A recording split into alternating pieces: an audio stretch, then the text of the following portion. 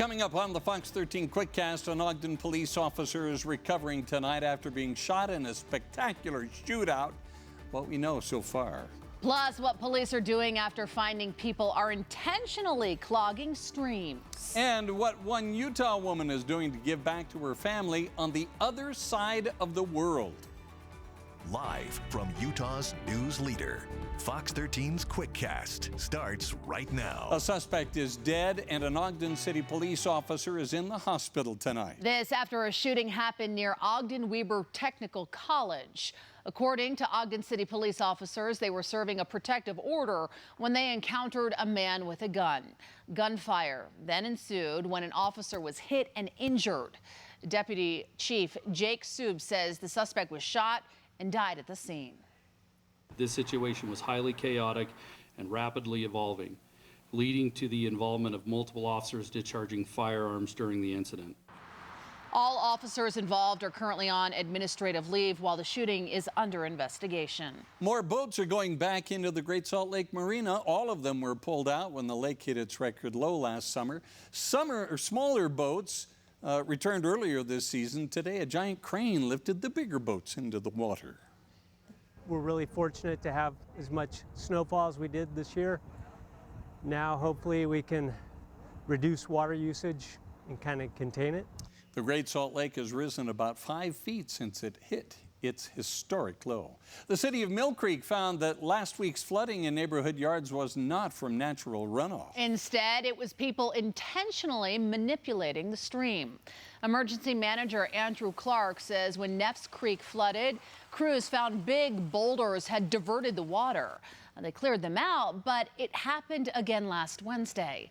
The city then put up trail cameras and within 5 hours caught a group of 4 20-year-olds. Had homes been flooded and damaged to public roadways, there could be a financial liability to those individuals and possibly criminal charges brought up against them. The Unified Police caught the group and educated them. Clark says they don't believe they were malicious, but it will be up to the U.S. Forest Service whether or not to press charges. Well, we still have a few showers out there right now here across the state, central, eastern, even northern Utah.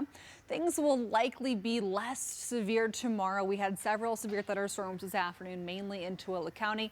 Tomorrow, our storm threat is a little bit higher off to our north up into Idaho for your Wednesday afternoon.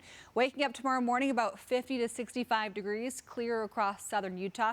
Best chance for thunderstorms tomorrow, eastern and northern Utah, with our strongest storms likely off to our north. So temperatures in St. George, 87 for Wednesday, close to 85 to 95 for the next week, with a rather dry 7-day forecast for St. George.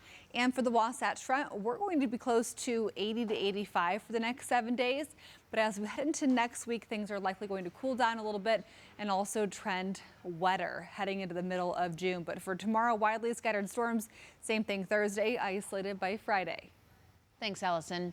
A Utah woman now giving back to her home country by sending money from her own personal paychecks to a school that she started in Uganda. On a regular day, you can find Olivia Sarabia working at a Utah Walmart, but in her free time, she sends part of her paycheck to young women and children at the Peace and Hope School in Uganda, which she founded. If I send $600 in my country, it is around like 2.5 million. For me, 2.5 million can do a lot. We can pay for the electricity, we can pay for water, we can pay for medical, we can buy food. If you want to support the Peace and Hope School in Uganda, we have a link to their GoFundMe page at fox13now.com. Well, as school lets out, Utah children will still have a place to eat during the summer months. The Jordan District is now offering free food this summer. The Utah Food Bank is collaborating with school districts, offering more than 300 sites where children can get a free meal. Finally tonight, a few boys in Tooele had some questions about whether they could open a lemonade stand without a business license. So they went to get some answers. Xander, Kyson, and Gideon went to the police department to ask whether they needed a business license. They found out they didn't. Boys hope to continue every day of this summer selling lemonade. I hope business is good, boys. Yeah, we do. That's it for Quickcast. Good night, everyone. Good night.